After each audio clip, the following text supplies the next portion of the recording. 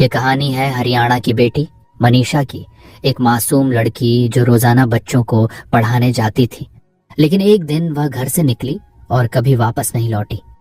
उसके बाद जो हुआ उसने पूरे हरियाणा ही नहीं, पूरे देश को हिला कर रख दिया। आखिर क्या हुआ था उस दिन मनीषा के साथ?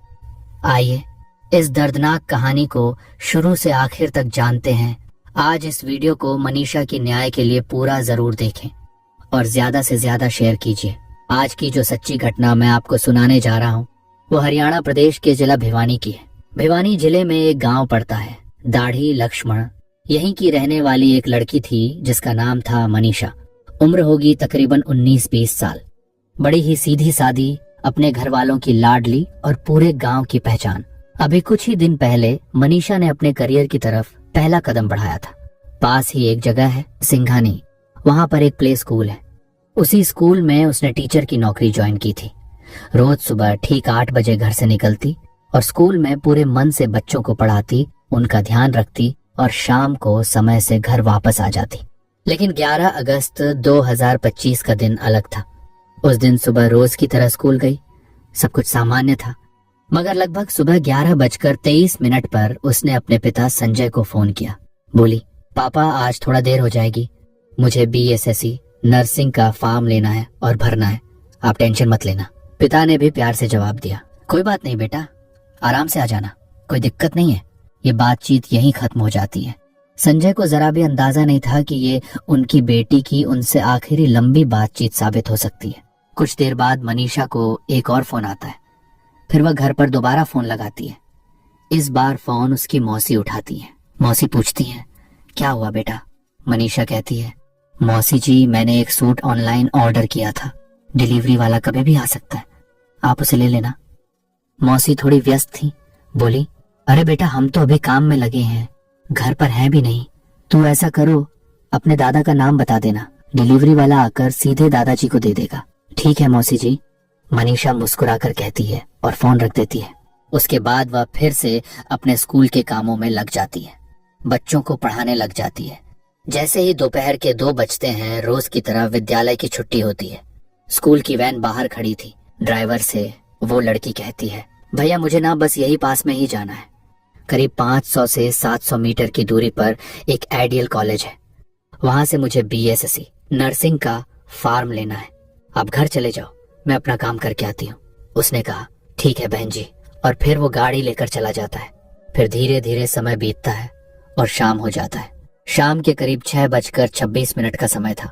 लड़की के पिता संजय के फोन पर एक मिस कॉल आई, उनकी बेटी की। मिस कॉल देखते ही उन्होंने तुरंत कॉल बैक करने की कोशिश की, मगर उधर से फोन नहीं लगा। बार बार कोशिश करने पर भी कोई रिस्पांस नहीं मिला। 6:26 में मेरी घंटी बजी, उसका कट गया। फिर मैंने 6:26 मतलब पूरी नहीं हुई थी, कुछ सेकंड बची हुई थी, मैंने उसके साथ अपना फोन उठाया, साथ ही साथ कॉल किया, फोन बंद था उसका। अब घर के भीतर बेचैनी फैलने लगी। सब सोचने लगे कि आखिर बेटी इतनी देर क्यों कर रही है, वह तो कभी भी इतना लेट नहीं होती थी। परिवार वाले आपस में चर्चा करने लगे कि अब क्या किया जाए। तभी संजय ने ठान लिया, जितनी जल्दी हो सके मुझे वहीं जाकर देखना होगा। वह तुरंत सिंघानी की तरफ निकल पड़े। वहां जाकर उन्होंने सबसे पहले उस प्ले स्कूल के स्टाफ से बातचीत की जहां उनकी बेटी काम करती थी। उन्होंने पूछा, भाई साहब मेरी बेटी आज घर नहीं पहुंची, आपको कुछ जानकारी है कि वो कहाँ गई थी? लेकिन किसी को कोई ठोस जानकारी नहीं थी। चिंता और बढ़ी तो संजय ने 112 नंबर डायल किया और पुलिस से मदद मांगी। कुछ ही देर में पुलिस मौके पर आ पहुंची। गाड़ी में ESI अनूर, कांस्टेबल पवन और ASPO धर्मेंद्र मौजूद थे।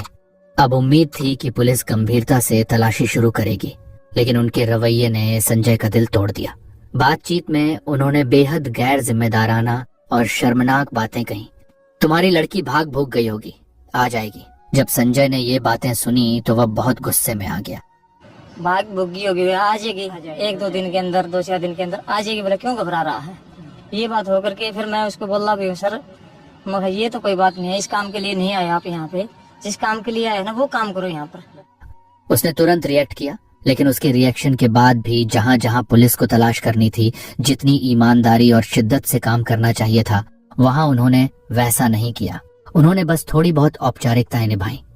जब वे लोग आइडियल कॉलेज पहुंचे और वहां के स्टाफ से मिले तो पुलिस वालों का अंदाज देखकर हैरानी हुई। वे ऐसे हंसी मजाक कर रहे थे, पीठ पर हाथ मार रहे थे, जैसे बरसों पुरानी जान पहचान हो। वहीं दूसरी ओर एक पिता अपनी बेटी को लेकर परेशान था।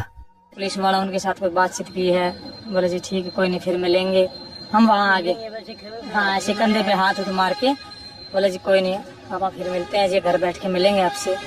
ऐसे ऐसे बात हुई उनकी कुछ। आखिरकार रात के लगभग 10 बज गया। तब उन तीनों पुलिस वालों ने संजय से कहा, हमने तो अपनी तरफ से पूरी कोशिश कर ली है, अब आप एक काम कीजिए, नजदीकी लोहारू थाने जाइए और वहां जाकर एफआईआर दर्ज कराइए। संजय ने फिर अपने पिता से बात की। उसके साथ जो एक दो साथी थे उन्होंने भी कहा कि अब तो रात बहुत हो गई है, क्यों ना सुबह चलकर एफआईआर कराएं। सबने सोचा कि सुबह जाकर देखेंगे। फिर भी रात में जितना हो सकता था उन्होंने खुद अपनी तरफ से तलाश करने की कोशिश की। 12 अगस्त 2025 की सुबह करीब 8:45 का समय था। उसी दिन संजय सिंह अपने परिवार के कुछ चाचा और करीब 1-2 साथियों के साथ थाने पहुंच गया। उसने पुलिस को बताया कि उसकी बेटी लापता हो गई है, गायब हो गई है। लेकिन ये सुनकर भी पुलिस ने फुर्ती नहीं दिखाई।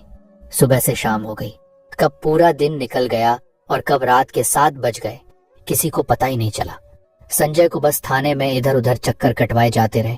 आखिरकार देर रात को एफआईआर दर्ज की गई। एसएचओ अशोक कुमार ने एफआईआर दर्ज की और जांच की जिम्मेदारी एएसआई शकुंतला को सौंप दी गई। लेकिन अफसोस, जितनी शिद्दत और ईमानदारी से एक बेटी की गुमशुदगी की जांच होनी चाहिए थी, उतनी गंभीरता से जांच नहीं की गई। और हद तो तब हो गई जब थाने के अंदर ही बातें होने लगी। शादी विवाह करके चली गई होगी, पिकनिक मनाने गई होगी, वापस आ जाएगी। ये सब सुनकर पिता का दिल टूट गया, आंखें नम हो गईं। उसने सोचा, आखिर मैं करूं तो क्या करूं? मैं पुलिस से मदद मांग रहा हूं और यही लोग कह रहे हैं कि मेरी बेटी कहीं पिकनिक मनाने चली गई है या किसी से शादी कर ली है। क्या हर बेटी ऐसे ही होती है? ये सवाल उसके दिल को चीरने लगे। संजय खुद कॉलेज गया, प्ले स्कूल गया, सीसीटीवी फुटेज की मांग की, लेकिन उसे टाल दिया गया। बस इतना कहा गया, दिखा देंगे, बड़े अधिकारी आएंगे तब मिलेगा।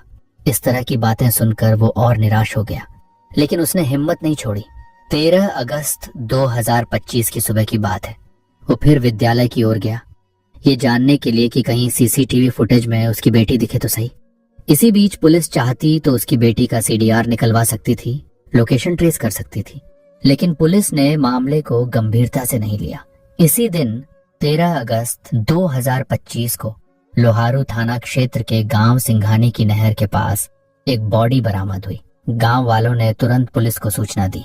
जांच अधिकारी एएसआई शकुंतला